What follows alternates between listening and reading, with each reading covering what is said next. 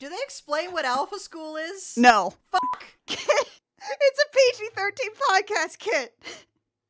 I know you're angry about wolves.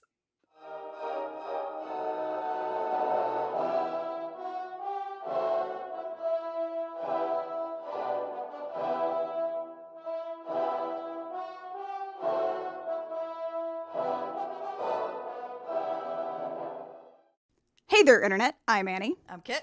And I'm Mac. And this is I Will Fight You, a podcast where we've been turning opinion into stone cold fact since 1986. Today's fact, Richard Rich continues to need to be stopped, part 8,243. Oh, God.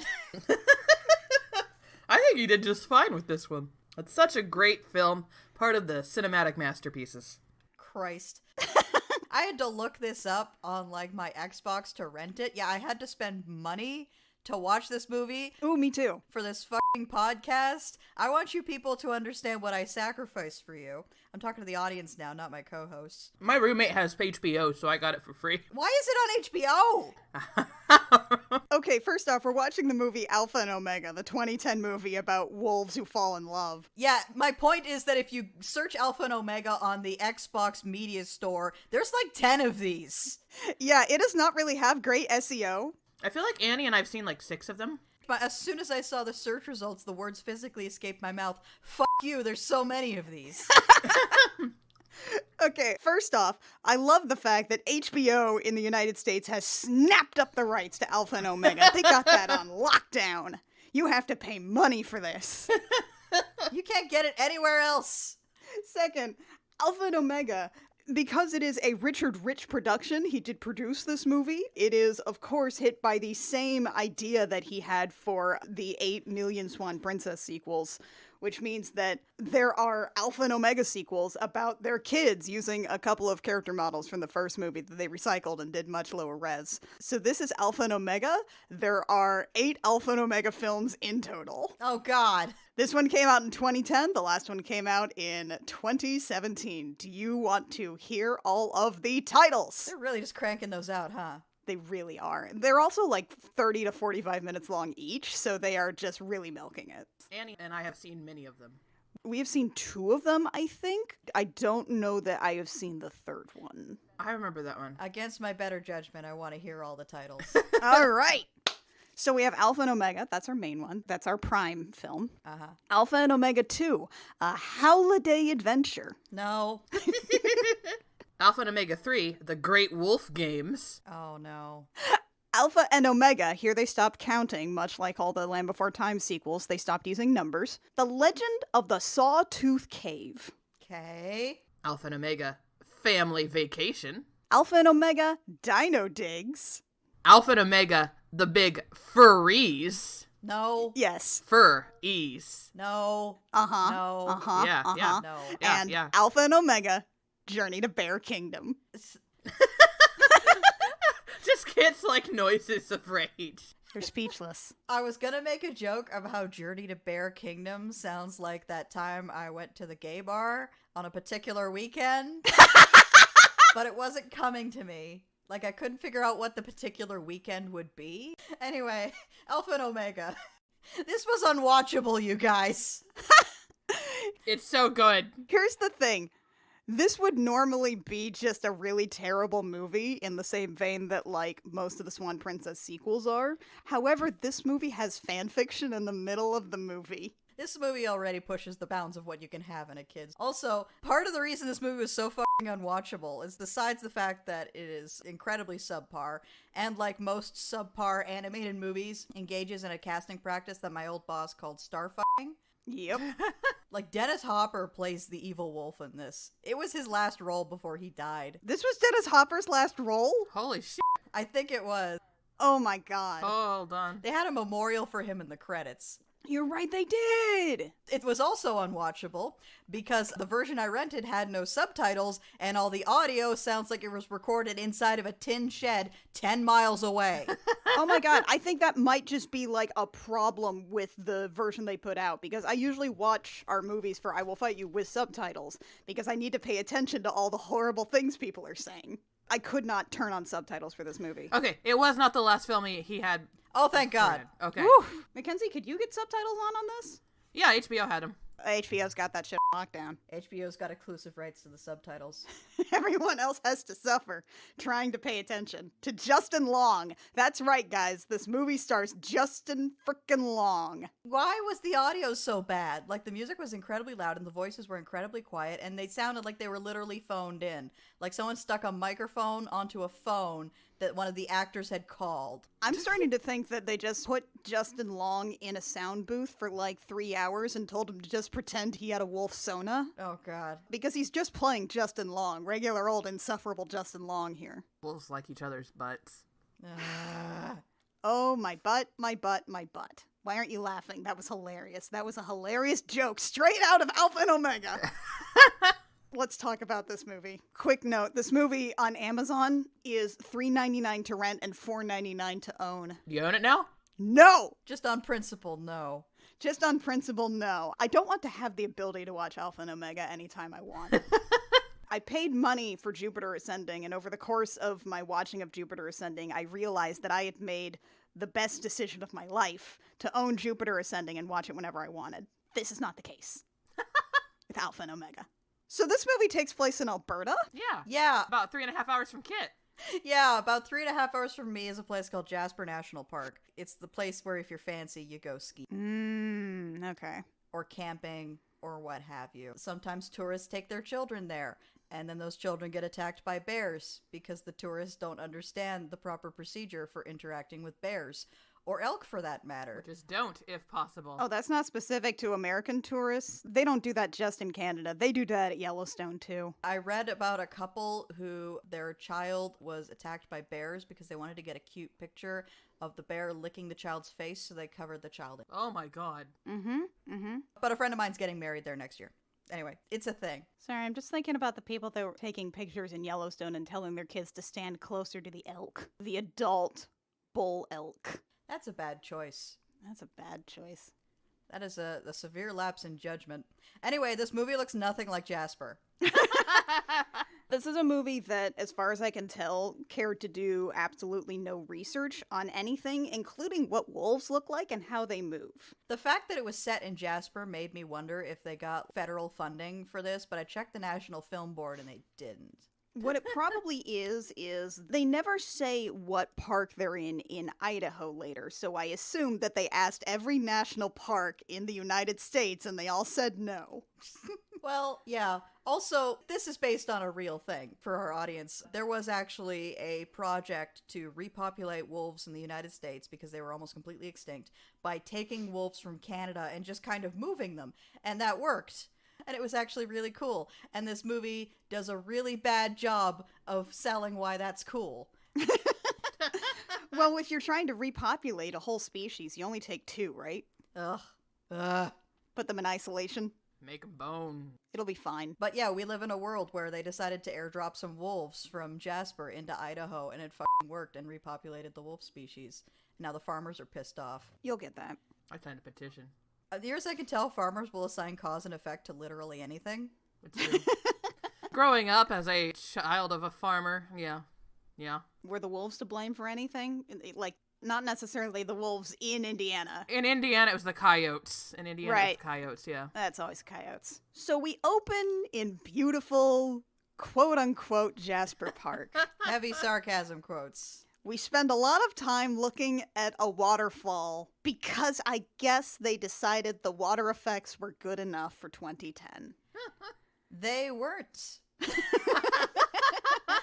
I just want to say this movie came out in a post-Finding Nemo world. It did. And they learned nothing. Our first introduction to our characters is we're introduced to Humphrey, aka Justin Long. I don't want to skip over the fact that some of these wolves are named these things. Starting with the fact that our hero is named Humphrey. Yeah, they use just people names. And they're bad people names. I'm not sure if this is better or worse than having, like, warrior cat style names. I think it's worse. We focus in on Humphrey and 2 other Omegas because you see all wolves in this universe are divided into either being an alpha or an omega. Okay, I'm gonna fight.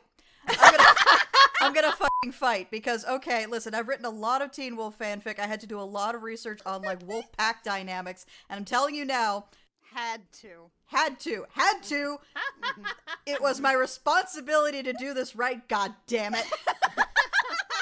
And the whole alpha wolf, beta wolf, omega wolf thing only happens in wolves in captivity because there are a bunch of wolves that don't know each other that you crammed into a small space. So, of course, under high stress conditions, they're desperately going to try and figure out a social order. In the wild, wolf packs are usually an alpha male and alpha female, and they are the parents of the rest of the pack who are their cubs. And then the cubs grow up and then they leave and form their own packs. That's the pack structure. It's a parent and their offspring, and sometimes some older offspring. There isn't like a special class of wolf whose job it is to be submissive or whatever. Fuck you, Omegaverse. I think I'm done. Well, just let us know as anything else comes up as we get into the social structures here. Yeah, anyway, in this movie, Omega's job is to be shit comedians. So, as far as we can tell, the alpha's job is to hunt caribou specifically, no other animal. And the Omega's job is to be a circus clown. They are rodeo clowns. That is their job. They are rodeo clowns. Keep the peace, Omega. Whatever that means. Humphrey and his 3 rodeo clown friends have a hollowed out trunk of a tree. That they're using as a sled Like a bobsled. to ride down the mountain and do exciting things, I guess. And the movie spends a lot of time doing this because I guess we're supposed to think it's cool to look at. And this is also a recurring theme in all the sequels, where they go bobsledding down mountains repeatedly and also use it to solve problems. All problems can be solved by a wood bobsled, I guess. This is Chekhov's wooden bobsled. Look, if it's good enough for cool runnings, it's good enough for Alpha and Omega. I don't think that should be our standard if it's good enough for cool runnings. By the way, this is like a flashback. The kids here, and so Not that you'll be able to tell the difference between them now and later. No. They look exactly the same. there will be several points in this movie where they say the characters look different. They don't. Meanwhile, while this cool runnings thing is happening, we meet 2 other wolves named Kate and Lily. Kate is just like a brown wolf. Lily is Snow White with purple eyes. Oh, God. And she's got some hair, beautiful locks on the top of her wolf head, most of which hangs over one eye, making her look sexy and cool like every DeviantArt wolf OC. Yeah. The hair over her eye has, like, physics on it. They had to rig and weight the hair over her eye. Yep. They did that to the exclusion of many other things that needed rigging and weighting in this movie. Right. It is important to note that the wolves have hair. Not just on their bodies. They don't just have fur. They also have, like, hair. Actual hair. We see Kate's mom later in the movie, and she has the Karen haircut. Yeah. No. Yeah, she has the Karen Bob. No. Like, I saw it and I instantly wrote the word Karen down at the same time as the person I was watching it with yelled Karen. So Kate and her sister, and let's be clear, the beautiful white purple-eyed wolf is not the main character. No. No. But Kate is an alpha and Lily is an omega, I guess. I guess. How does that distinction happen? It's not clear. Nope. But she doesn't hang out with the other omegas. Because she's special, because she's white with purple eyes. And a beautiful soul. Also because she's the daughter of the alpha. Kate is trying to hunt. Kate does ninja moves. Kate is some kind of wolf ninja. She does a cool flying leap just as Humphrey gets kicked off of his sled. By a rock. And they do this weird slow motion hug where they hold paws and spin into a tree. Ow. Which kills people, by the way. And I guess this means that they're friends and that they like each other. Yeah. I think this is supposed to be like they know each other type situation, but honestly, I could not hear any of the dialogue in this movie. We also get our first cool, wacky joke from Humphrey, which is he swallowed his barf. Yeah, there's a lot of gross out humor in this. And it's not even like good gross out humor. It's the kind of gross out humor where you could tell somebody on the team for making this movie had a fetish. Humphrey swallows the barf that he was going to barf up, which is nice of him, and Kate announces that she is going off to Alpha School. All I could hear was the words Alpha School in this scene. I was like, wait, what? We Do they explain what Alpha School is? No. Yeah, no one ever says anything about it otherwise, other than she went to Alpha School and came back. Kate is going off to Alpha School. We don't know what that means. We never learn what that means. She just leaves and then she comes back. We also learned that Alpha and Omegas are not allowed to be together. Alphas can only date alphas, and Omegas can only date Omegas. Inbreeding. Maybe that's why the wolves look the way they do. It's like a Habsburg level of inbreeding. It's a very high school clique thing. I don't understand it. We learned that alphas and omegas can't be together, and that omegas are rodeo clowns, and alphas do other stuff. And then we pull back, and the credits roll over some Dr. Seuss font. I didn't even think about it being that, but it is. It's absolutely Dr. Seuss font. We get our title sequence, we come back, we have winter passes, we meet all of our wolves again who are doing the same thing they were in the last scene, so it's unclear why we needed that. Mm-hmm. The Omega wolves are still hanging out, they're still making sleds. Kate is back, she's a wolf ninja. Everyone's very impressed with her. We meet 2 other wolves who don't have any lines except for the very climax of the film, who are vegetarian wolves, and this is a joke that we make. That's a joke that we make that we plant now, and then it comes back and it becomes relevant in an hour and a half. They're like, instead of wanting to be with Kate, why don't you be with Reba and Janice, the vegetarian wolves? The Vegetarians, which is said like a joke, but I don't understand it. Why is saying vegetarian funnier than saying vegetarian?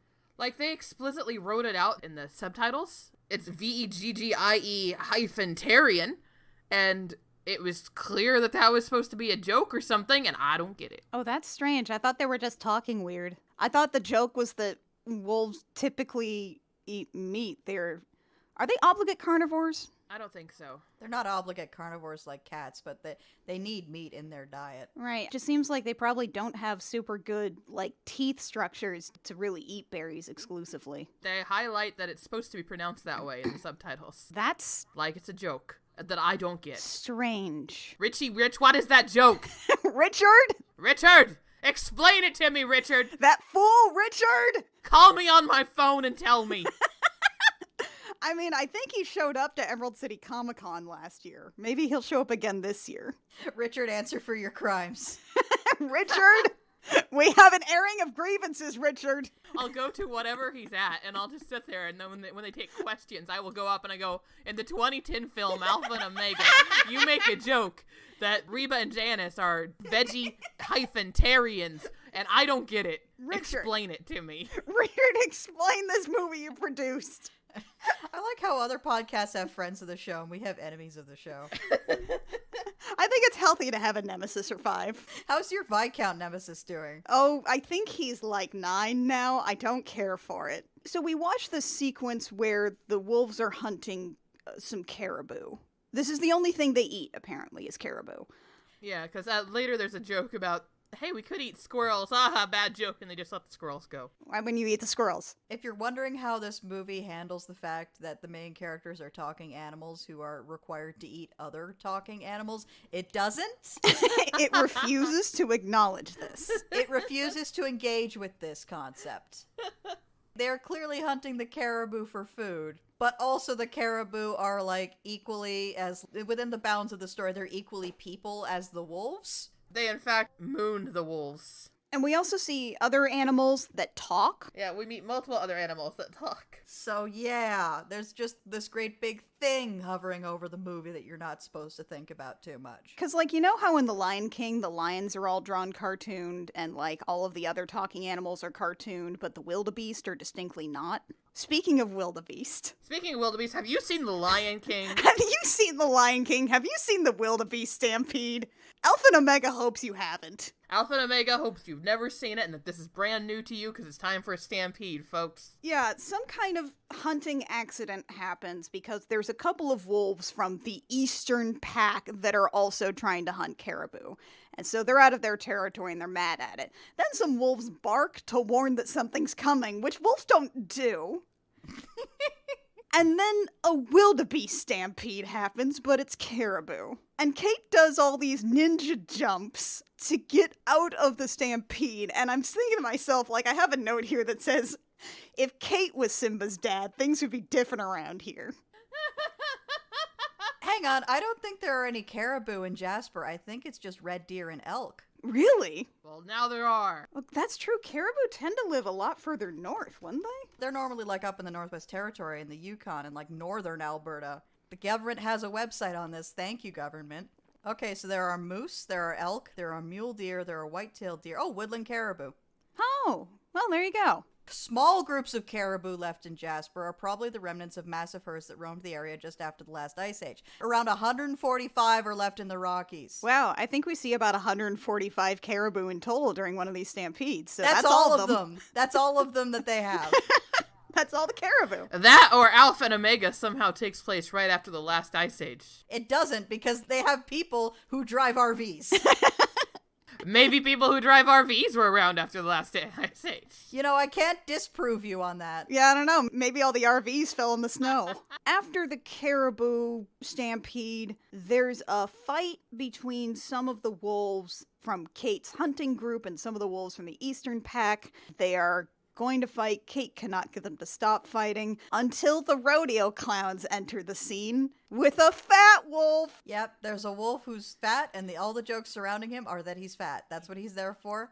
Also, I really like that the fur texture on pretty much every single wolf, if you look at them closely, but particularly on the fat wolf, looks like a stuffed animal that you've had for about 10 years and like cuddle with to bed all the time, and the fur gets all kind of weird and matted, and you don't really like wash it enough. It's not great, is what I'm saying. It's not good. This is a very shoddy movie. While we're just sort of here, I also really want to talk about how these wolves just sort of like move, because sometimes they do things with their front legs like people would. There's some shearing, and you can tell that the model's not supposed to bend that way, but it does. It's like separate groups rigged the wolves, assuming that people would make the wolves move in regular ways. And then the people that animated the rigs said, screw that. That is almost certainly what happened. I seem to remember something about this movie having been animated at somewhere in Asia. So one of those places where like you work really long hours for really shitty pay. And so therefore you can't really put like the devotion into your craft that you would like to. And then the division of labor and that kind of thing. It almost certainly was rigged by a different team than the team that animated it. Incredible. The rodeo clowns break up the fight by making jokes about their fat friend. It's worth noting that the movie attempts to produce Justin Longwolf as like the cool, fun guy, simply because all of the rest of his friends are the most intolerable, and he also makes fun of them constantly. But Justin Long is also intolerable. Right, and we should be making fun of Justin Long constantly. And not in that fun, self-deprecating way he's trying to pull off, where if he makes fun of himself, he thinks we can't make fun of him. No, this character sucks. Yeah, he's just kind of a huge asshole. So the wolves don't have any food because apparently this caribou was literally the only thing they could or will eat, and now it's gone forever. God. The important thing is that we meet Kate's mom, who is a Karen. Honestly, probably my honest-to-God favorite character in this movie. Honestly, I think I like her a lot, despite her hair and haircut. Yeah. Her whole deal is that, like, she's really, really pleasant, but at the same time she will murder you. And I can get behind that. It's kind of fun. She regularly is very sweet. It's like, everybody come to dinner, and then she'll say something like, if you touch my daughter, I will rip off your tail and stuff it down your throat. The phrase stuff it down your throat gets used a lot. Yeah, she threatens to rip out eyes, and I love her. Favorite character in this movie. The only downside is that they do this joke repeatedly, where when she says something extremely violent, all the other characters do these, like, stare takes at her. For this prolonged beat of silence, where they just sort of stare at her and stare at the camera. Like, wow, that was weird. No, just let her say the violent thing. This seems like a decent thing to do when you're basically the co-leader of an entire pack of wolves that are all basically your family. Be extremely violent. Do it. We should get that on a shirt, honestly. We also meet Lily, formerly, who looks exactly the same as she did before. Beautiful Snow White wolf, purple eyes, emo hair. She has a beautiful soul. We also find out that Kate's dad's name is Winston. Yeah, and that's not even the funniest wolf name we're gonna get in a minute. It's not! Winston is played by Danny Glover, by the way. Because, God forbid, this movie go 5 minutes without more star f***ing. We also get more of this recurring bit about what if we eat berries instead, you guys? Ah. And all the wolves look sad. And then he goes, okay, well, how about squirrels? And all the wolves are like, yeah, please. And then Humphrey's like, oh, it's just a bad joke, and lets the squirrels go. No, eat the squirrels. Why wouldn't you eat the squirrels? The squirrels scream like little children and run away. This movie's a nightmare. And then we go to a dramatic meeting as Winston decides to handle this strange thing with the Eastern Pack. And they have a midnight rendezvous across a stream that must divide the territories of these two packs run by Winston and Tony. And this is Dennis Hopper Wolf. Dennis Hopper plays a wolf named Tony. His name is Tony! Whose name is Tony? Also, I'm looking at the IMDb page for Alpha and Omega, and its top-rated user list is a list called Abominations Against Nature, all caps. Tony is apparently father of Garth. Yeah, Tony's son is named Garth. And apparently, who knows how long ago, Tony and Winston got together, and Winston gave this big speech about how the packs would join together whenever Kate and Garth got married. Right, so wolves get married in this movie. They're not like mates, they're not like something that sounds vaguely wolfy. They get married. They get wolf married, they renounce their sins before Wolf God, and they get wolf married. So after they talk about it, Tony's like, if Kate really has no problem with it, then she can meet Garth tonight at the Moonlight Howl. Kate, who is watching, who has snuck out to watch this whole thing, is like, Dad, I'm cool with it, that's fine. It's a very weird way to introduce a plot point that these wolf packs must be united and they must get married in order to do so. They could just, like, hang out together. Why do they need to unite the packs? They treat it like it's a royalty thing, where the only way to ensure, like, the combined inheritance of the leadership of the packs is to marry off two of its ruling members, but that's not how wolf packs work. Even in this movie, that's not how wolf packs work. It's insinuated that there's some kind of wolf law, I guess, but no one ever chooses to elaborate on it. Also, I just looked it up, and Lily, the beautiful Snow White wolf with the purple eyes, is played by Christina Ricci. I know, right? Christina frickin' Ricci. Wednesday Addams. Wednesday Addams, everybody. The Omegas are ready for the Moonlight Howl. They gussy up. We do a whole thing where it's like, wow, you guys, like, really fancied up for the Moonlight Howl. Their characters all look exactly the same. I think one of them combed his people hair. And they are ready, as we will never be ready, for the Moonlight Howl. Mackenzie.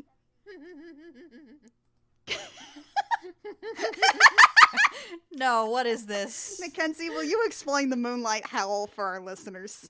So the Moonlight Howl consists of wolves basically sitting together on rocks and singing sexy, sultry songs and dancing while grinding against each other. I hate this. And writhing and flailing against each other. I hate this. So it's like,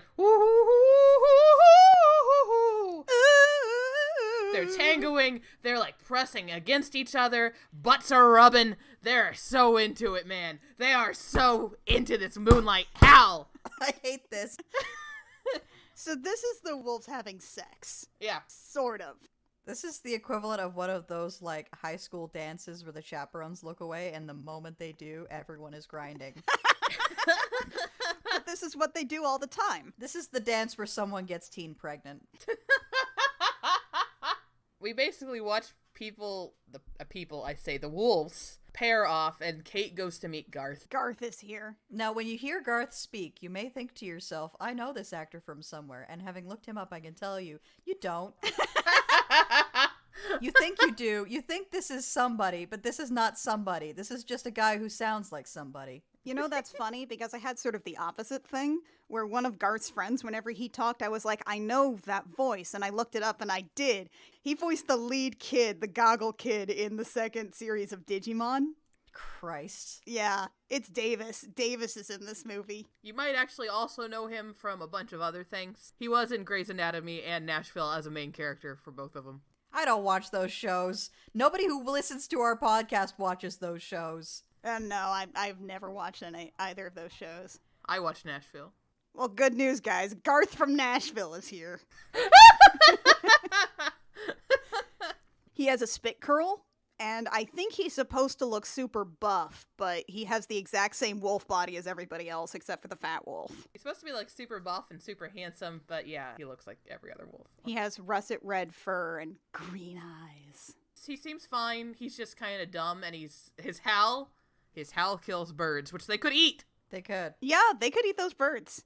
Kate is very into Garth. He talks about how he's into fitness or something because he's clearly struggling for some way to describe himself. And then he leads up to his howl. And instead of a ooh kind of howl, it's just somebody going awoo but badly. Ow, ow. It's like that sign of don't awoo. Mods are asleep post awoo. That's what this is.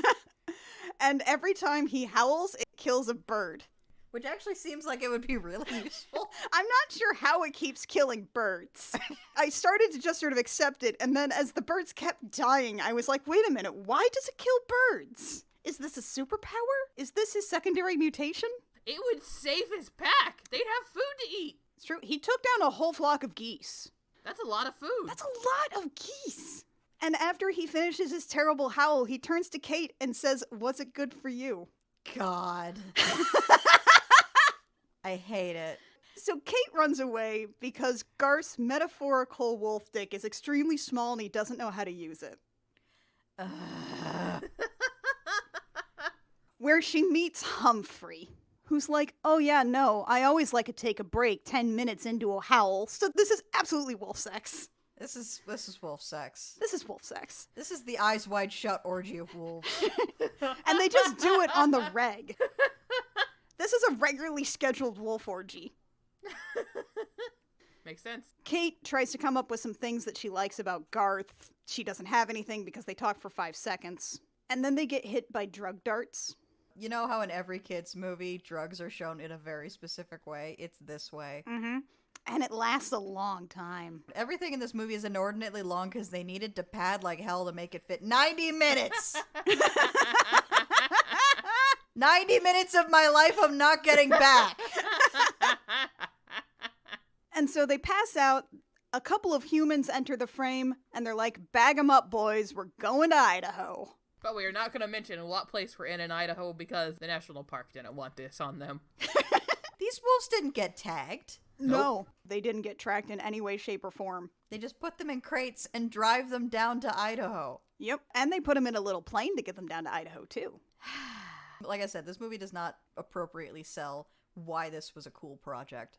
Nope. It was returning an extirpated species to, like, an area where they were solely needed because there were no apex predators left in Idaho at that point to hunt all the deer that kept throwing their shit bodies in front of cars and eating literally everything. Because who's terrible at conservation? White folks! Ugh. She said, pointing 2 thumbs at herself.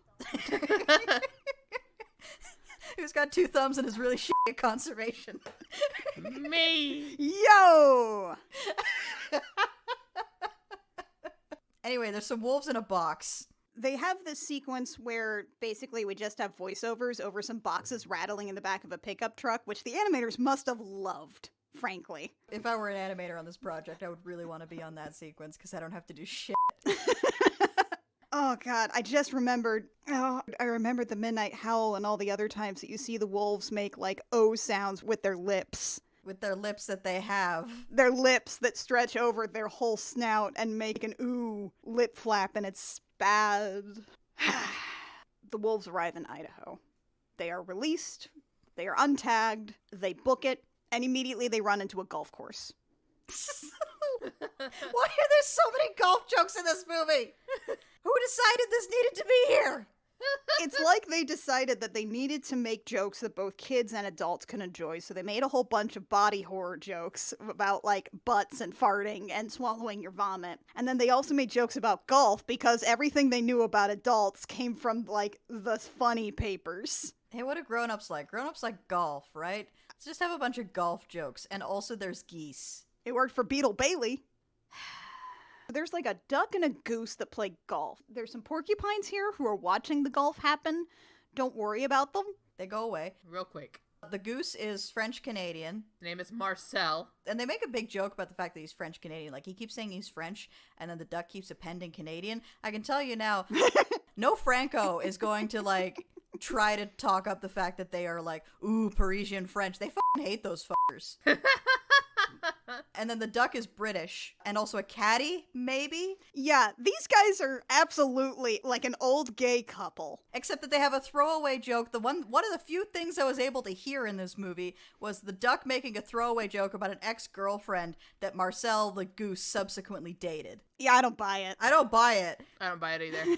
That was a desperate attempt to say they've got a case of the not gays, and I don't buy it. No, this is an old catty gay couple. Yep. The duck is named Patty, by the way.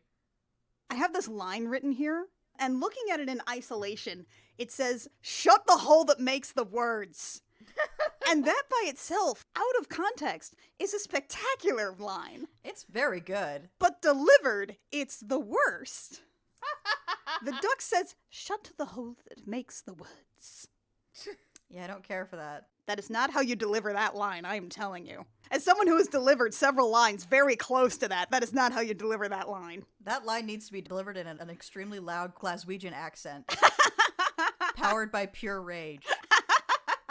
Marcel here is very into golf, and he is the golfer. The duck is the caddy. They do the thing where you either do two things when you have cartoon fowl. You either have them act as though their fingers are big hands, a la, like, Owl from Winnie the Pooh, and they just have substance and texture and whatever, or you put the hands, like, right at where the finger-like bones are on a bird, so, like, right at the top joint. They decided to do the feather fingers, but they also decided to make the feathers look like feathers in close-ups. It's disturbing. It's awful.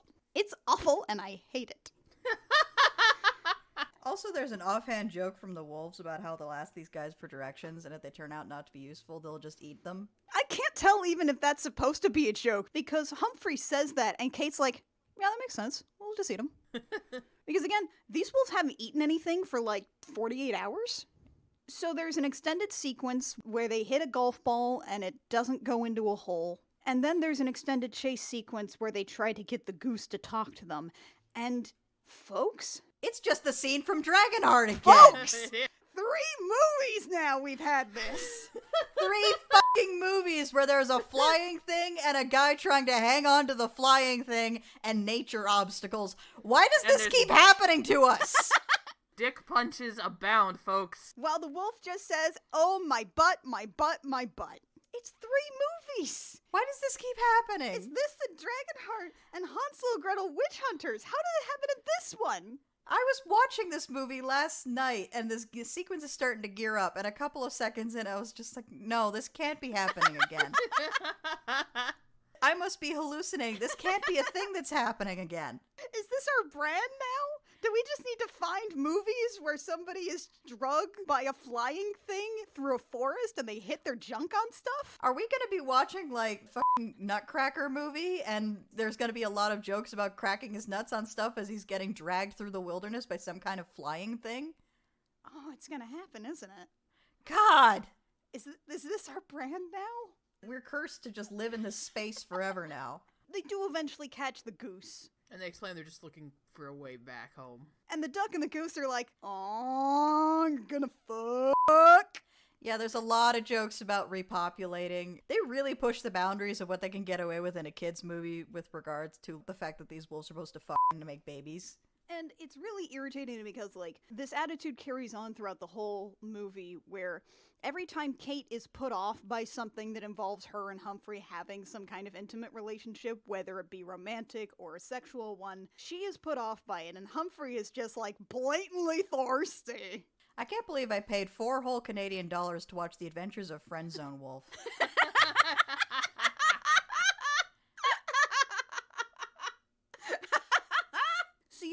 know one thing you really want to do, especially in animation, is to not just have talking heads. You don't want to have your characters just sitting around talking. You want to have them doing things. And that's the whole reason that, like, a walk and talk in live action is so effective, because you want to see your characters actually being in motion, reinforcing the fact that they are pushing the plot along by doing something that physically reflects that as well. What if instead of that, you had a conversation while there was some body horror chiropractic happening for no reason? Why is there so much chiropractic in this scene? This goose has a long neck, and the duck bends it at 90 degrees about 3 times in 3 different places. It looks like the pipe screensaver from Windows 98. I don't understand why this happens.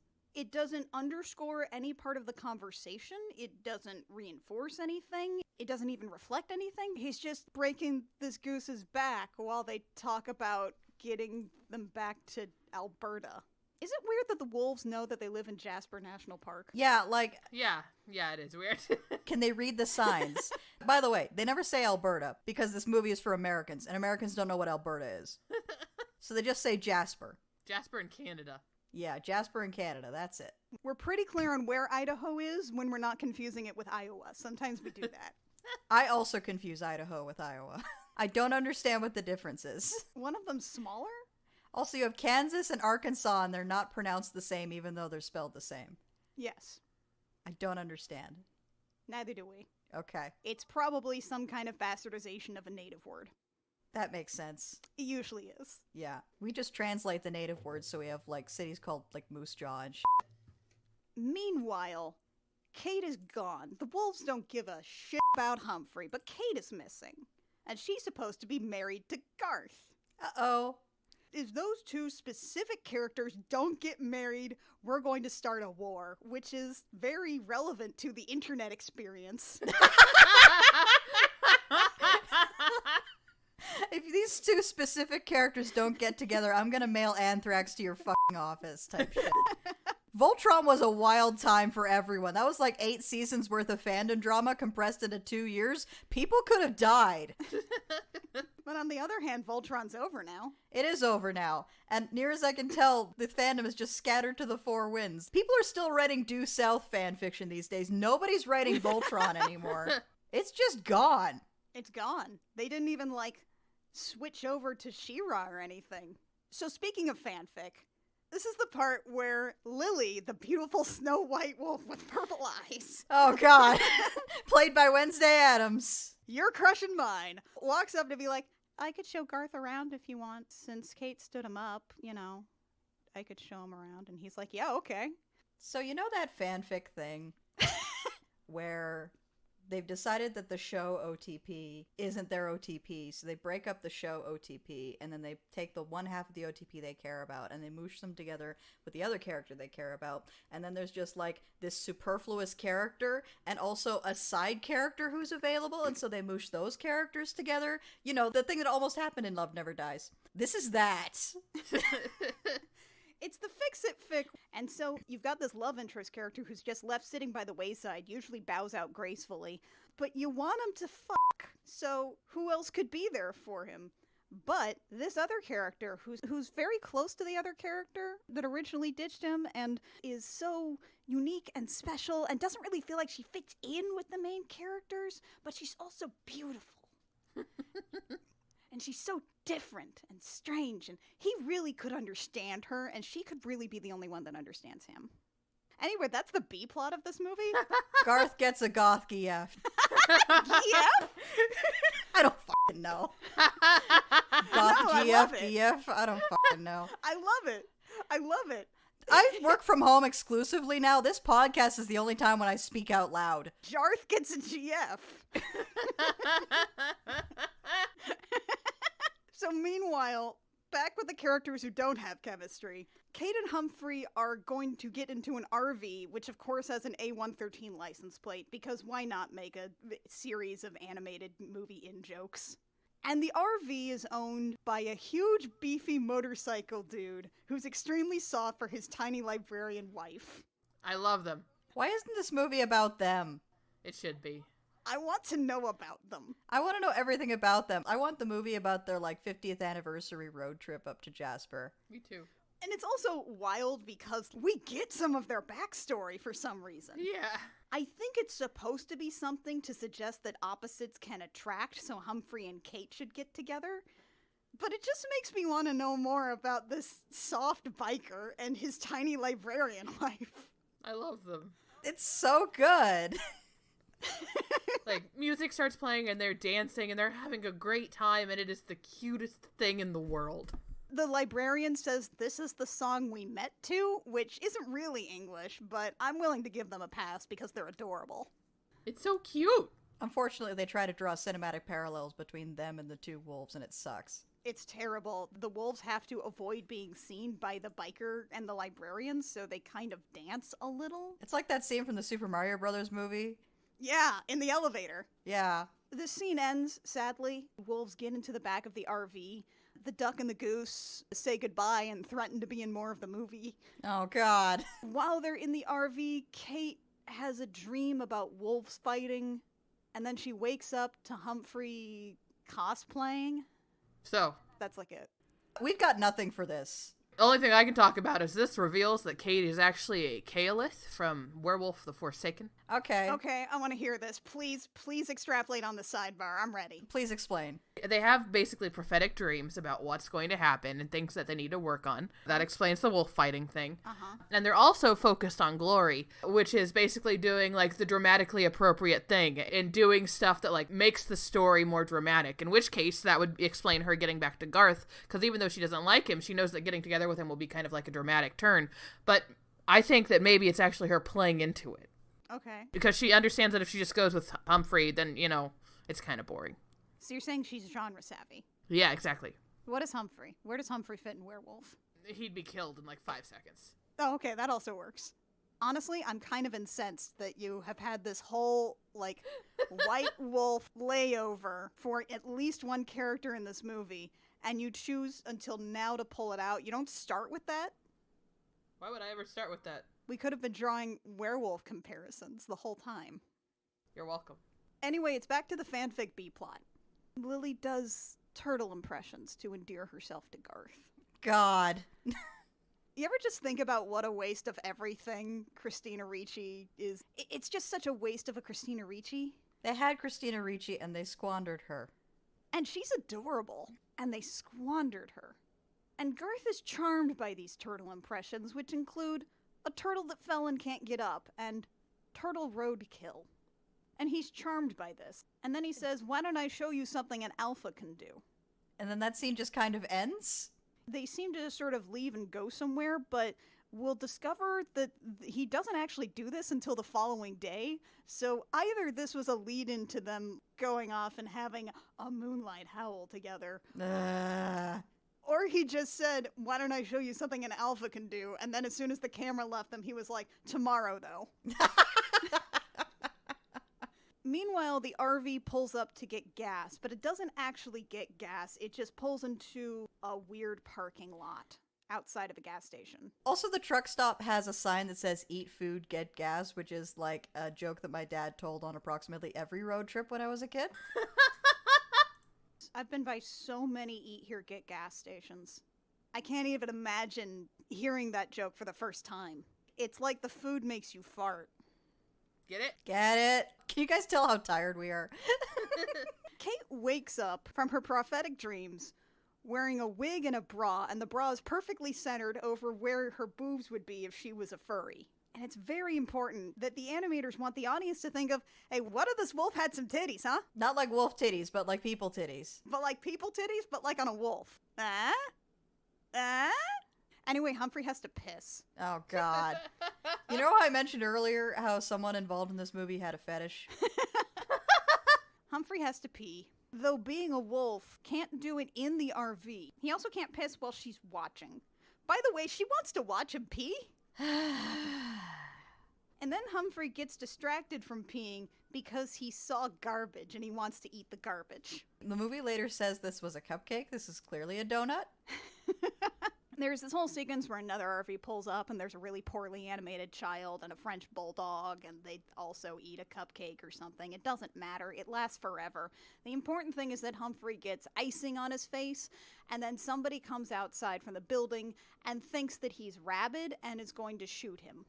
But he doesn't. Instead, Kate shows up to save the day, sacrificing her spot in the RV, which I guess is supposed to mean something. I don't know. She gets out of the RV to save Humphrey, and then the guy with the gun shoots at the wolves, but instead blows a giant hole in the fence. Because that's how guns work. What kind of ammunition was he using? He talks about getting both wolves at once, which makes me imply it's some kind of like scatter shot, like bird shot or buckshot. But the hole that blows in the fence says it was just a solid slug, which if you hit an animal with that, it blows a hole into the size that like a cat could walk through. Yeah. I mean, it's a chain link fence, folks. There's lots of holes in those. Also, there's a huge cloud of smoke. Dude, you gotta clean that gun. They escape, the RV leaves, now they have to walk. It's raining. Humphrey does this song. What is this, Mac? What is this? What is this thing that happens?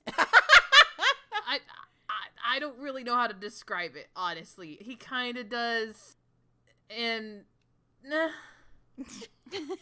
He calls it a rain dance. yeah, I don't think it is. it is not. It's bad. The words are like, rain, go away. Go away, Yeah. rain, you're bad. But not like rain, rain, go away. You know, the public domain children's nursery song. It's just Justin Long, guys. He's just being Justin Long. It was like they put a mic in front of him and said, say something about rain, and he did, and it was bad. I'm not convinced they gave Justin Long a script, honestly. Same, honestly. Pretty sure most of the script was just Justin does 2 minutes here. I'm not even sure he necessarily knew it was about wolves. He just does. They're not even bits, they're just sort of things that he says. They're just sort of words. Yeah. And they come out of his mouth in a sequence and they're somewhat related, but I wouldn't even call them a bit. Nope. Speaking of bits, Humphrey knows what Tarzan is. God. So there's a muddy river, and it's at the bottom of a ravine, and they have to cross the ravine for some reason. And Kate tries to do a ninja jump over the ravine, but doesn't quite make it. But don't worry, there's a vine in this deciduous forest. Oh, God. I'm pretty sure there's no vines in Idaho. But he finds one, and he does a Tarzan impersonation, and he's like, Kate, grab onto my tail, and then his butt hurts again. Ah. And he, like, swings her up to the other side to safety, but then he falls. And Kate thinks he might be dead. But he's not, don't worry about it. And then sees like a pile of mud that might be a wolf. He's not, he's completely fine. He's clean. They didn't want to do anything to that character model. Yeah. That would require effort. He's just kind of there. We don't know how he got out of the river, considering that river seemed like it was a danger or like a really long fall. He's fine. He's fine. Don't worry about it. He just sort of respawned at the bottom of the ravine. I think he had another guy. Meanwhile, we quickly jump back to Jasper, where Kate is still gone and her dad is upset, and he's like, we must defend our territory. So I guess they're just gonna have a wolf fight. We'll fight. We'll fight. We'll fight. The next morning, we wake up and our characters are touching noses, like they snuggled in their sleep. And it goes on for an interminably long time, this bit where they're touching noses. Humphrey doesn't even have the decency to be slightly embarrassed. He's just like, hey, our noses are touching. Hey, maybe we should get Wolf married. Do you want to get Wolf married? I want to get Wolf married. It's just an unwholesomely long sequence. Unfortunately, the duck and the goose are... Oh, God. And they're yelling at our heroes for not staying in the RV. They are righteously annoyed that they just handed these guys a resolution to the plot of this movie, and they didn't take it, and now we have to watch 45 more minutes of this. It's okay. At least these 45 minutes are just like long extended sequences you can kind of gloss over. Oh, they're so bad. Yep. By the way, we're only like halfway through the movie. Oh yeah, everybody. We have been recording for an hour and 15 minutes. The wolves ask Marcel and Patty how they can get home now, and they're like, oh, it's the train. I should note that this actually takes like 10 minutes to get through. Despite me saying, oh, it's the train, they have to like look at each other, and then there's some golf jokes and more golfing, and then finally they go, oh, there's the train, and they're at like, where's the train? And then they go, let me show you, and they golf toward a mountain. They golf as a verb. I love it. It's right over there, and they're like, what? And it's like, it's over the mountain. You have to get over the mountain. It's on the other side of the mountain, the Canadian Express. Oh my god, I forgot in the initial golfing scene, there was like a really long riff on the whole Market Zero scene from The Big Lebowski. God, is that what that was? I think it was supposed to be a riff on the Market Zero scene. Lord have mercy. Because the woodpecker eats the ball before it goes in the hole. Right, that does happen. Meanwhile, the fanfic is still up and going. It's got another chapter out, and this one involves Garth kicking logs. Yeah, and then he says dinner is served. Because he kicked some logs. I guess they're eating logs now. We have no understanding that anyone has actually eaten any caribou, so I think everyone is just slowly starving to death over the course of this movie. You get a little loopy when you haven't eaten in a while. It explains the aggression, too. Also, like, I love how this movie tries to imply that really good hunting techniques involve, like, ninja assassin wolf moves, because otherwise they would have to, like, admit that it involves basically hanging on to a large animal and you just start eating. You don't even wait for it to be dead first, you just start eating. Eventually, it will be dead if you eat it enough. Lily is super turned on by the log-kicking ninja stuff. Like, she fans herself with her tail. And Garth is like, let me teach you how to hunt or something. The important thing is that he, like, tries to teach her how to stalk. And then they do the wiggle thing that cats do when they're about to pounce, but I don't think wolves do that. I don't think wolves do that either. They do the cat wiggle. Lily is like, oh no, I'm too shy to pounce on things. I'm so awkward and clumsy. Oh look, I'm now stuck in a tree. And he brushes her hair out of her eyes. And he's like, wow, you're beautiful. Ah. He like, she's all that's her. It's just one swipe of his paw. Of course, now she doesn't have her emo hair anymore. It's kind of like when they did that quote-unquote glow-up to the girl in Breakfast Club. It was not a glow-up. It was not a glow up. Nope. It was bad. She was cuter before. She was so cute before. So we go back to Humphrey and Kate because that chapter of the fanfic is over now. Like, please like and comment. Kudos. Are you kidding? This is fanfiction.net. You're right. Read and review. That's the request that's happening here. There you go. Please read and review. They will not post another chapter until they get at least 3 comments. So we go back to the main characters. Humphrey and Kate are having a snowball fight on the mountain in the most powdery-ass snow, and it's the worst. Yep. Kate says this line at some point that's like, how's that for a girl's throw? Now, Mackenzie, you're the only one that got subtitles. Did they say anything about throwing like a girl? No, which is odd. So that must have been a line that was cut at some point. Or maybe HBO took it off because HBO was like, this isn't, we like boobs. Well, in that case, why didn't they just cut the whole movie? I don't know. Why didn't they add boobs to the wolves? Ugh, they could have, though. You're welcome. Ugh. And then a baby bear shows up. And there's like this scene where Justin Long is joking around the baby bear, and Kate looks over like, aw, he's good with kids. He is dating material. Fuck. Unfortunately, it's still Justin Long. Yeah. And he gets the cub hurt. He hits the cub with a snowball, and the cub cries. Yeah, and then, you know, when you hurt a baby cub, mama's nearby. Along with her polyamorous triad. Yeah. They actually studied bears for this one. These are properly rigged bears, and I think they did all 3 major types of bears. I think so, yeah. There's like a grizzly, a Kodiak, and a great brown bear, and they're all raising this one child together. There's an inordinate amount of effort going into the design of these polyamorous bears raising this one small child. Again, can we just make this movie about these polyamorous bears? I want to know more about the polyamorous I think they're all male bears too, so I want to know more about these polyamorous gay bears. They're all dads. Is this what Journey to the Bear Nation is about? Yes, I hope so. Journey to Bear Kingdom, please. Sorry. Wait, the bears have a king? Yes, these are all the co-king bears. Okay, maybe one of them is a king and the 2 of them are the consorts. Either way, I want to know more. Unfortunately, we have to go by Humphrey and Kate, and they are chased by this polyamorous bear triad.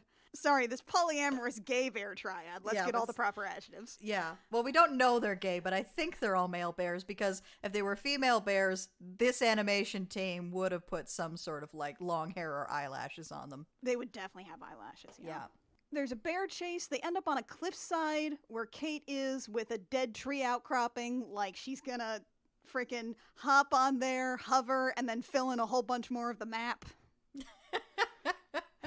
As an eagle flies around her head. Exactly. Humphrey tells some kind of a joke about eating clowns. Why does he know what a clown is? Maybe there's a clown convention that goes on at Jasper National Park every year. Yeah, is there a clown convention? I'm pretty sure there isn't.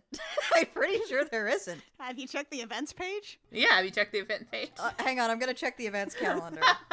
I mean, it's probably not going to go on right now. No, the clown convention was probably canceled. It's Zoom only. Okay, I'm pulling up the Fairmont Jasper Park Lodge. Actually, you know what? I feel like a clown convention would meet on Skype. That's where clowns meet. Meetings and events. Clown convention. CTRLF, clown. That's the spot where my friend's getting married. Come on, I need the convention schedule. They're not giving me the convention schedule. I'm disappointed. Clowns at Jasper National Park. Here's someone in a clown costume at Jasper. I mean, yeah. Maybe that's how he knows. He just met a clown once, and he was like, Yeah. brother. Yeah, what are you? Good news, though. The Canadian Express is chugging along on the other side of this mountain below this cliff. I'm here to tell you that there is no train in Canada that isn't express. I'll tell you that right now. Passenger rail here is fucking garbage, folks. I'm sorry, do you not also want to focus on the fact that this is like a toy train? It's an old, like, steam engine with 6 cars and a caboose. There's a cow catcher on the front of this. At least 2 or 3 of these train cars are empty except for some hay. This is a train that has an express route around the Christmas tree in a movie with rich kids. Some little kid like, Papa, thank you for my new train. So the only way for them to make it to the train in time is by sledding down a tree again. Told you, it was Chekhov's bobsled. Only one of the bears comes after them. I guess the other 2 decided to go back and check on their son. Because they're good parents. 'Cause they're good parents. They eventually get on the train and they're riding on it. It's thing. Don't worry about it. There's a whole sequence. There's a whole prolonged, will they make it on the train sequence. It takes approximately 1,000,000 years. The goose and the duck are there and they're like, are they gonna make it on the train, audience? They do. They do. But folks, did you perhaps forget about how awkward the Moonlight Howl is? No. Because it's time again, folks! Why do we have to go back to this? Recurring theme. Because Lily needs to get a boyfriend. Ah. Garth needs a girlfriend. Needs a hot goth girlfriend. Hot goth GF. Garth needs to fulfill the dream of dating Christina Ricci. Garth has killed several birds. And Lily starts teaching him how to howl properly. Which takes a ridiculously short amount of time. She's like, howl from here, and she puts her horrible paw on his heart. So this is basically just once more with feeling. Yeah. Yeah. Or it's like, have you heard of the diaphragm, Garth? And then basically he's just like, oh my god, his howling is beautiful now. Lily taught him how to love. Oh, God. And we interlace this with a scene on the train as the moon is beautiful and Kate and Humphrey are talking, and Humphrey's like, oh, look at the moon. Let me sing my howl. Ah. I hate this. I hate this so much. And Kate's like, what are you doing? And he's like, oh, the mood and the moon howl with me, Kate. And she does. So he's essentially just whipped his dick out. Yeah. The mood just seemed right, you know? It was the moment. It's fine. It's fine. It felt right. It felt good. Now's the time. And Humphrey, the Omega, the dork, has the most beautiful howl of them all. Do you think Justin Long had to do this, or did they bring in a singing double? You really think Justin Long looks like a guy who can sing? I think he looks like a guy who thinks he can sing. I think he's more of a Garth. I think what they did was kind of like how the guy who was actually in the Darth Vader suit thought that he was actually going to get all the lines, and then they dubbed him over with James Earl Jones without him knowing about it. Ah. So they told Justin Long to howl sing, to do his little awoo, and then they dubbed it over with somebody else. And they sing. They howl together. And it's beautiful. It's not. It's just awkward. At least they don't grind. At least they don't grind. Small blessings. Small blessings. The wolves don't grind. The clouds part and the crack of sunlight comes through them. The wolves didn't grind on this fucking train. The goose and the duck arrive, and Kate is so beautiful when she is sleeping. Except it's also night now, because it's the full moon. Winston! Says, I can see that, Tony! God. The fact that their names are Winston and Tony just sucks any dramatic tension out of this scene. Their names are Winston and Tony! Why are their names Winston and Tony? You couldn't think of any other names that didn't sound like this? It's dramatically set up so that they should have fucking warrior cat names, like Bramblepelt or some shit. And instead, they have names like Winston and Tony. Well, they couldn't even come up with, like, cool human names. They're just Winston and Tony. Celtic names are good for that shit. Sure. But no, it's time for the packs to declare war on each other. But before that, a really good joke. Oh no. Yes. And a lot of bounce. The packs are arranged on either side of this cave. They're all kind of arranged on like little cliff bits, like little sticky out bits that they can stand on, like friggin' goats. And just as they're about to pounce, something happens. Reba and Janice run through. Stop the insanity. They've got some squirrels on their backs, and they've got a whole bunch of berries. And they're just shouting, "Stop the insanity! Go organic! Stop the insanity! Go organic!" When Mackenzie and I watched this for the first time, we lost our composure entirely. We had to stop the movie. What? I have 10 questions. All right. Question number 1. Uh-huh. Does the phrase go organic imply that wolves have agriculture? Question number 2. If the wolves have agriculture, does this imply that they have pesticides? And therefore there would be a delineation between pesticide use and non-pesticide use. Question number 3. If these are vegetarian wolves, why are they so incensed about going organic in particular? Question number 4. I don't actually, I'm just confused on so many different levels. I don't think I'm gonna make it to 10 before I just break down. Honestly, for us, it was the word organic that really got us, because it Yeah. seems like they're confusing organic with vegetarian. Yeah, they're hunters. They're not even hunter-gatherers, they're just hunters. Everything's organic by default. There are very few things that are more organic than a deer you just killed with your own mouth. Are these GMO caribou? Does Monsanto have a patent on these caribou? Are these not natural caribou? Are they store-bought? What does any of having to go organic have to do with 2 packs of wolves going to kill each other? Is this because there's a food scarcity? There's so much of this that just, I don't... What? What? What? What is this? Yes. What is this? Why is one of the wolves named Reba? Why didn't they get Reba to play the wolf named Reba? Am I at 10 yet? I think that's 7. I just... Stop the insanity. Go organic. Stop the insanity. Go organic. I hate this. Anyway, the packs declare war on each other. I hate that there's still like 20 minutes left in this movie. Meanwhile, on the train, they're like, oh, we passed a sign. We're in Canada now.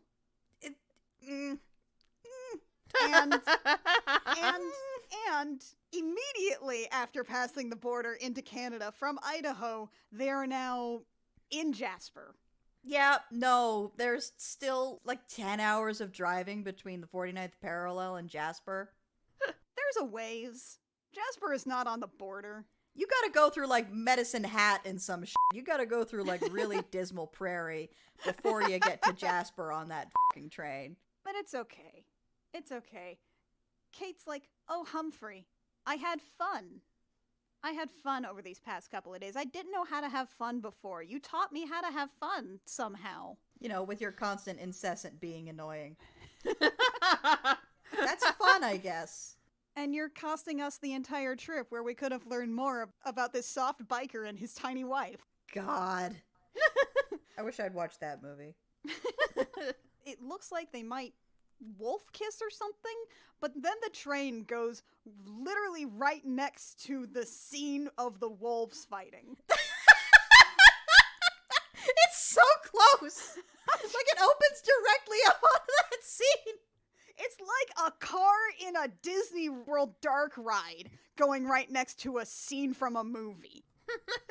It's right there, and at no point do we see any train tracks in the previous shots of this, like, rocky gulch. This train goes right in the middle of this territory. Yep. Nobody seems to mind. It's not even like a raised train track or anything. It's on the ground. That's bad. But the movie was not interested in any more travel sequences, so they just sort of dropped them off at the scene. We gotta wrap this shit up. Yeah, we gotta wrap it up, man. So Kate immediately hops off the train and runs up and is like, "Oh, Mary Garth, it's okay." Exactly like that.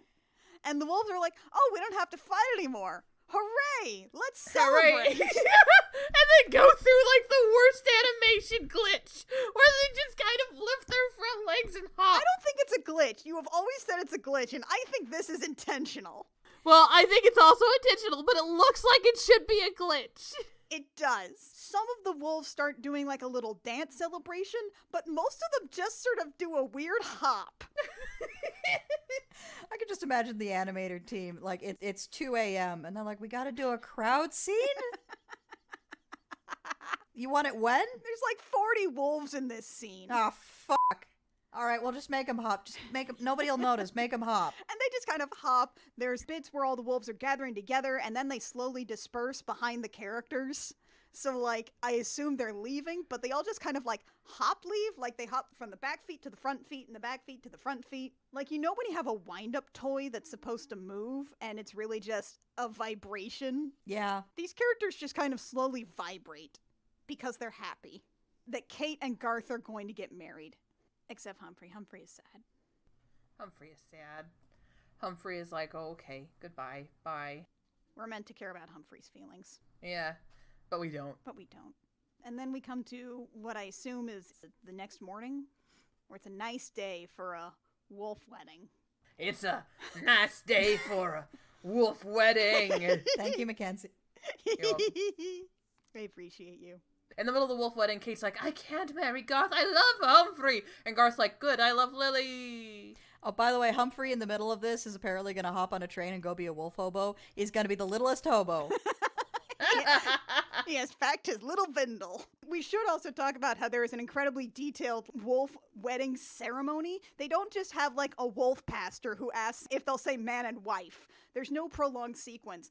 One of the Omegas narrates how the wolf wedding happens to another character who by all accounts should know how it works. Yeah, somebody sat down and like worked out an entire wolf wedding ceremony. They're like, this is how it should go. They accept each other's scent, they nibble each other's ears, and now they will rub noses to symbolize that they are mates. Why does that symbolize that they're mates? I don't know. Okay, also, they're mates now. They're not married. They're not wolf husband and wolf wife. They are mates now, and I'm confused and upset. Kate says, I can't. Garth says, I can't either. I'm in love with an Omega. And so am I. So am I. And they're like, it isn't done. It's against pack law for some reason. And then suddenly caribou show up. There's another wolf fight, and this starts another wildebeest stampede. I know earlier we asked if you ever saw Lion King, and I'm just wondering, have you seen it yet? Hey kids, did you forget about Lion King in the middle of this movie? We hope so. You know, between Dennis Hopper saying all of King Koopa's lines in Super Mario Brothers and Dennis Hopper in this movie yelling about how this is not pack law, I wonder if Dennis Hopper has said no to a single role in his entire life. Does he just really like to work? That man will say anything on camera, apparently. Somebody has to, I suppose. Which, considering he was in Blue Velvet, yeah. Somebody has to say these lines, so he figures it may as well be him. There's another caribou stampede, except it's all the caribou that live in this park. All 145 of them. All 145 of them. Instead of Simba getting stuck on a tree, Mufasa gets stuck on a tree. And by that I mean 2 wolves get stuck on a tree. Tony and Winston. Why are they called Tony and Winston? Every time. One of them has a bad disc in his hip. Oh yeah, that was this thing that was planted at the start of the movie, by the way. We first introduced Tony. He's got a slipped disc. It's a real pain. And now, an hour and a half later, that factors into the plot. This movie vastly overestimates both my attention span and the attention span of the target audience of this movie. In order to save them, it's time to do another tree sled. Humphrey is here again. He decided not to be a little hobo. He's back now. I think they reunite. I don't care. I can't remember, honestly. I always kind of forget after the hopping part happens. I know. It just sort of skips to the rest of the movie. Yeah. They do a tree sled to provide cover for Winston and Tony. Kate gets a little bit trampled, and then Humphrey gets a lot of bit trampled. But unfortunately, no one dies. Humphrey thinks Kate's dead, and so he starts beginning to howl, and he's so sad, and everybody else howls. Right, everyone does a sad awoo, which is different from a horny awoo, because they actually go awoo, and they don't go like, ooh. Yeah, oh. Everybody does a sad awoo, and now Kate is completely fine, actually. You know. Yeah. Brings Kate back to life with the Sadawoo. It's like how when all the Pokemon cried Ash back to life after Mewtwo murdered him.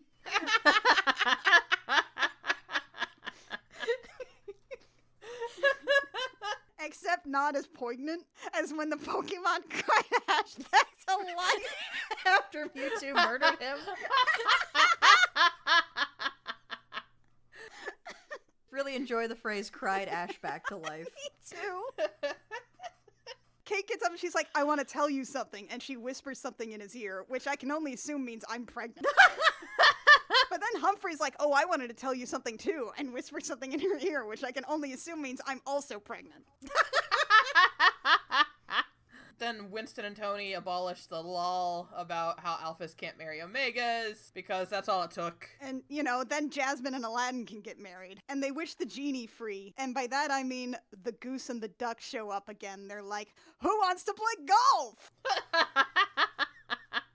And Garth and Lily get married, and that combines the packs. And then because this is a children's movie that is not very good, they say, how do we end this movie again? Dance party! Dance party. Except it's a howl. Yeah. Moonlight howl party! I was so done by this point, I just fast forwarded through this entire scene until I hit the credits. It's for the best, honestly. They're all howling, and Kate and Humphrey get a duet, and it's bad. We're reminded that Winston and the wolf mom, whose name I just assume is Karen, I never actually looked it up. I think it's Eve, but I think we all know it's Karen. We all know it's Karen. They're like, oh, let's teach these youngsters how to do it. And it's done. We're done. And then the movie is like, hey guys, you like all these things that we've just put on your eyeballs, right? You want to see them unrendered? Oh, God. And like half of the credits is just like storyboard art It's just like production stills. and unrendered character models. Don't you want to see how this movie was made? It's like, I don't. I don't, actually. No, thank you. They take special care to remind you of when Kate was wearing a bra. Like, hey, she could have wolf titties down there. Wink. Wolf tits. And that's Alpha and Omega, the movie with its own B-plot fanfic. Inside the movie itself. Oh, it turns out Garth is actually so good at howling now that birds love him. So he can still summon birds, but now they can just eat them. I guess. Can they eat the birds? Does he not want to eat the birds? I don't know. I'm pretty sure it's been like 4 days in this movie and nobody has eaten anything, except for Humphrey, who ate a donut. He ate a donut. That kept getting called a cupcake later in the movie. Yeah, it was a donut. Because they did not do any revisions on the script. I'm not convinced that anyone actually did any like research on anything in this movie. Again, like the wolves were not tagged when they were released. The wolves did not actually move like wolves at all.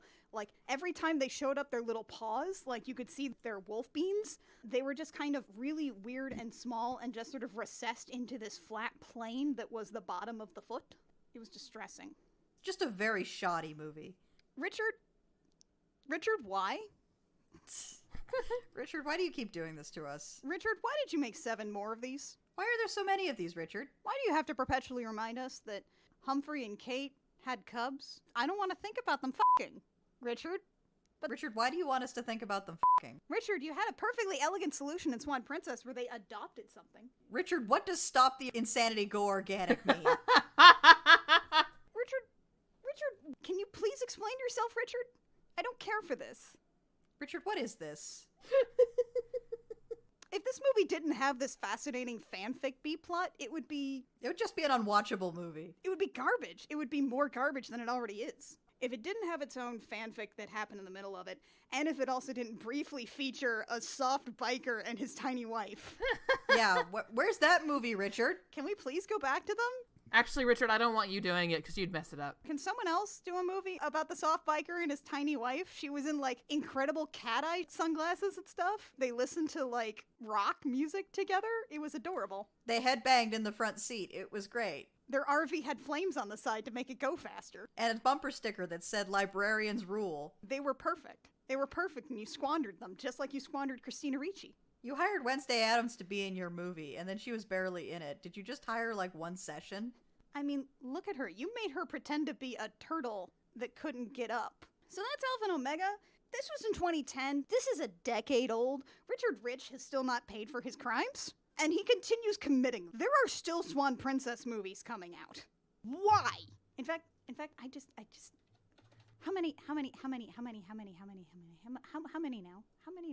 now are there? No, you're just trying to lead me to Swan Lake. Don't try to send me to Swan Lake.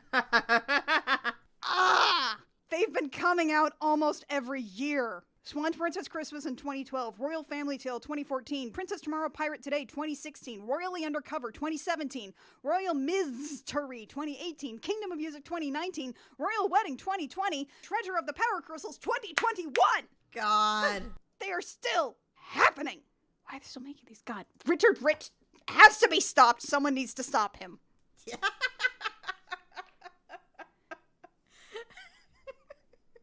Stop this, Richard. Stop this. I am begging you. If Alpha and Omega isn't proof that Richard Rich needs to be stopped, after all the squandering of perfectly good story hooks, I don't know. I can't. I hate him so much. We've gone to a dark place in this episode. Why is there another Swan Princess movie coming out next year? So I'm reading the synopses of the other Alpha and Omega films we haven't watched. Oh my god, please tell me about them.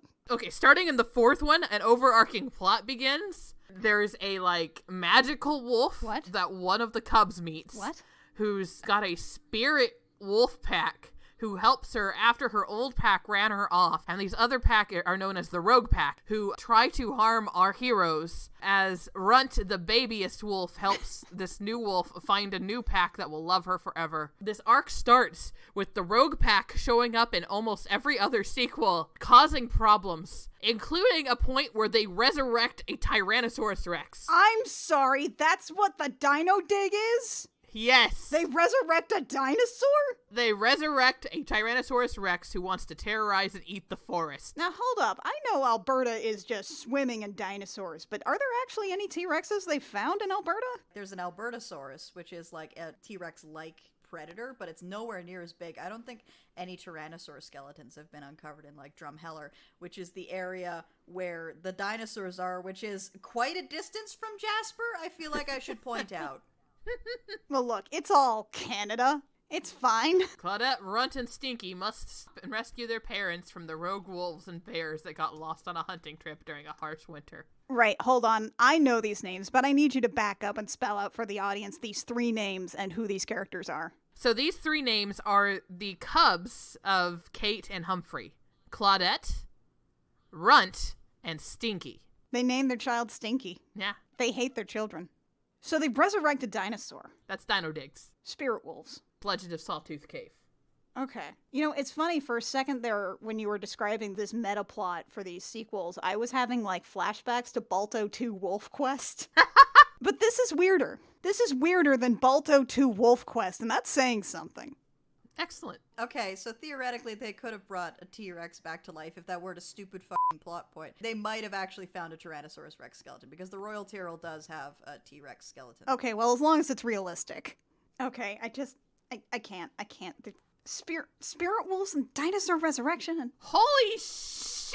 What? What? After the first one, Justin Long, of course, no longer plays Humphrey, but you know who does? Who? Haida from Agretsuko. I'm emotionally confused. That's not how you pronounce that, Mackenzie. I don't care. Agretsuko? Agretsuko. Agretsuko. Her name is Retsuko, and they put aggressive in Agretsuko. Agretsuko? But he plays Haida. Did you do that on purpose to hurt me? I did. They don't even have that sense. Anyway, we need to stop talking about this movie. It's time for our final facts. Yeah, final facts. Kit, what's your final fact? My final fact is that the Idaho Wolf Relocation Project was actually really fucking cool, as was the Yellowstone Wolf Relocation Project. You should look those up and learn about them because they're neat. I'm sorry that's not funny, but it is true. Mackenzie, what's your final fact? Honestly, Yeah. the Omegaverse is less horny than this movie. Annie, what's your final fact? You're in a desert, walking along in the sand, and all of a sudden you look down. And there's a white wolf with purple eyes crawling towards you. You reach down and you flip the white wolf with purple eyes over on its back. The white wolf with purple eyes lays on its back, its belly baking in the hot sun, beating its legs, trying to turn itself over, but it can't. Not without your help. But you're not helping. Why is that? Why is that, Richard? Why is that, Richard? Surely we've convinced you at this point that Richard Rich must be stopped. Did you hear the part about the dinosaur? Were you there for that? It's absurd. Join us next time. This is our October episode. Happy Halloween, by the way. Sorry there's no Gothtober this year. It's wolves now. Yeah, It's just wolves. Happy Wolftober. Happy Wolftober. We're coming up on the end of the year, folks, and if there's anything you know about me is that I hold Christmas in my heart all year round, and by that I mean I like it when it's close to my birthday. Our next episode is coming out in the middle of November, which means it comes out during Christmas. We're gonna do a fun Christmas surprise for all of us. We're determining that we need to watch a movie before any of us have actually seen this movie. This could go very well or very badly. We'll find out together. Join us next time with our fact that is, by all accounts, the Nutcracker in the Four Realms should be our shit. We don't know whether it is, but it should be. Radiates that energy. It has the energy. And we're gonna find out. We're gonna find out if it's actually our shit or not. But you know, we've seen both Snow White and the Huntsman movies, so The bar is so low at this point. we don't necessarily ask for quality movies. No, what we want is something that's astonishingly high budget and then just kind of a bit shit regardless. It's just to prove that you can't spend your way to good art. Which is also why the Maleficent movies are on our list. Yes. Join us next time when we talk about Cracker in the Four Realms. We'll find out together whether or not it's actually a good movie, or if it's a bad movie that we enjoy. I Will Fight You comes out every 5 weeks wherever you download podcasts. It is edited by Lucas Brown of the Math of You podcast. Hi, Lucas. How's it going? We're sorry, Lucas. We're sorry Kit swore so much, Lucas. I'm sorry, Lucas. Keep the one best fuck. Kit was very mad about this movie and did a lot of cusses, Lucas. 90 minutes! If you would like to talk to us, you can find us on Twitter at CRC Podcasts, that is plural. You can find information about this and our other podcast projects on our website, crookedrussiancam.horse. That's crookedrussiancam.horse. If you want to support us, you can give us a like, rate, review, subscribe, what have you. You can also do that with dollars at patreon.com/thegemjam. For a couple of bucks a month, you can get lots of behind-the-scenes things, some cutting room floor stuff for our video series Date Me Dammit. You can do a lot of Gem Jammer things, like submit us smut that we will talk about on our show. For $69, you can get bragging tier rights and absolutely nothing else. You get a title on our Discord. That's all you get. That's literally it. We recently redesigned our Patreon, and it's basically a giant shit post now, which is our wound. And more people have subscribed as a result, so I think that means it was a success. Join us next time for The Nutcracker in the Four Realms, where we'll all find out together if it's actually watchable. I might be even more furious by the next time you hear from me, folks. After that one, we'll have an extra special surprise that I have demanded to watch for several years. Yeah, since we started this show, It's been on the list she's been for a like, long we need to time. do this movie, and we keep telling her no. And Mackenzie keeps saying, yes, it's just you. It's just me saying no to you. Yeah, sorry, Kit, you're the last line of defense. And finally, I'm like, all right, you know what? The sooner we do it, the sooner Annie stops asking. This is the kind of love and affection we share in this group. I made you guys watch both Snow White and the Huntsman movies. It's fine. Mm-hmm. I feel like I owe you one. We did make Mackenzie watch Dragonheart, which she did not care for. We did make Mackenzie watch Dragonheart. That's a thing we made her do. I watched it twice. I swear to God, if Nutcracker in the Four Realms has an aerial chase scene with nut shots. So, until next time, dear listeners, I'm Annie, I'm Kit. And I'm Mac. and we have fought you.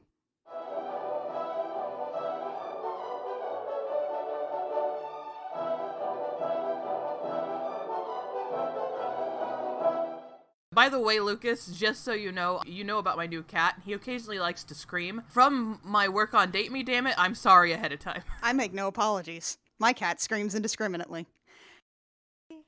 You should have made a joke about the Omegaverse in Bear Kingdom. This is true. Yeah, honestly, there's so many Omegaverse jokes here ripe for the plucking that I don't think we can do given our rating. It's true. Yeah. Kids, don't look into the Omegaverse. Don't look into the Omegaverse. Don't do it. Annie using the phrase ripe for the plucking is definitely landed a certain spot in my head.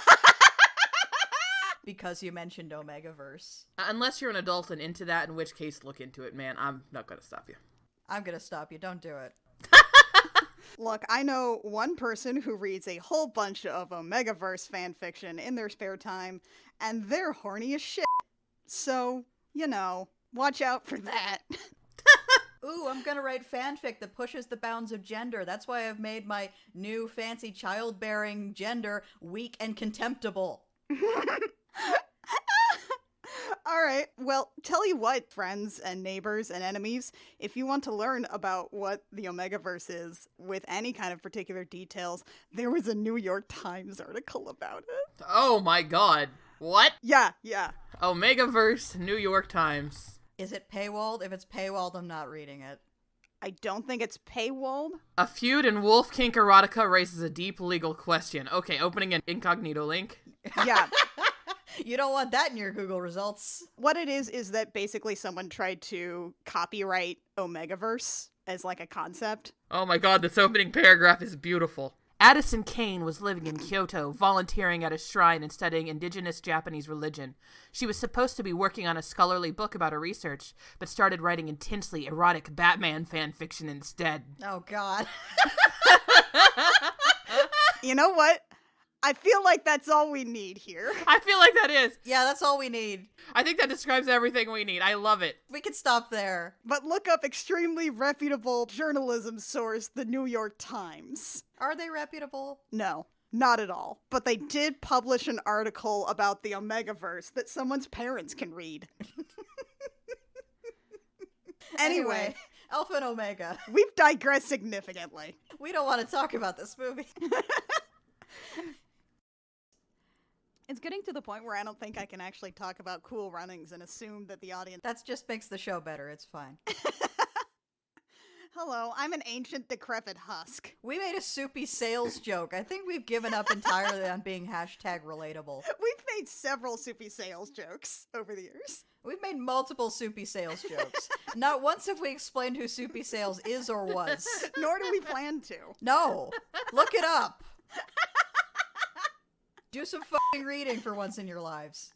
About wolves. Kate runs away because his metaphorical I keep wanting to say werewolf. I'm so used to appending the were beforehand. That says something, doesn't it? Yeah, look who's talking. This is a train that has an express route around the Christmas tree in a movie with rich kids.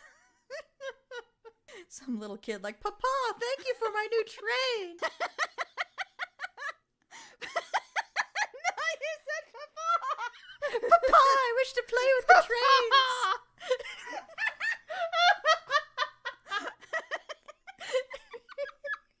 Oh my god. Luke, I'm sorry.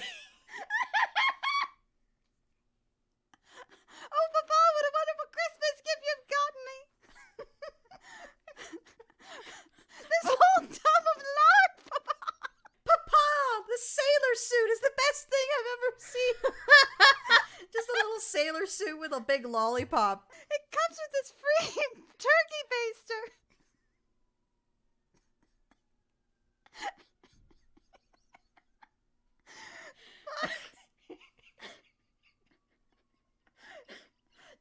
Daniel, we can't keep doing this.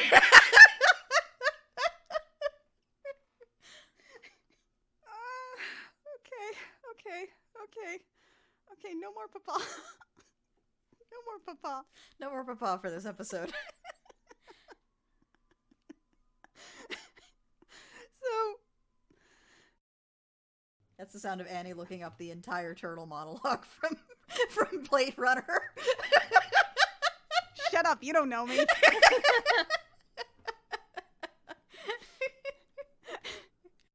Can I just say that, like, the most underrated joke in Detective Pikachu was that bit at the beginning where the main character's friend says, "Look, that Pokemon is perfect for you," and then points at And it's a Cubone! and it's an uncontrollably weeping Cubone. It's sad about its parents. That is, like, the best roast in the entire movie, and nobody talks about it. Anyway, what the fuck is happening in this movie? I forget.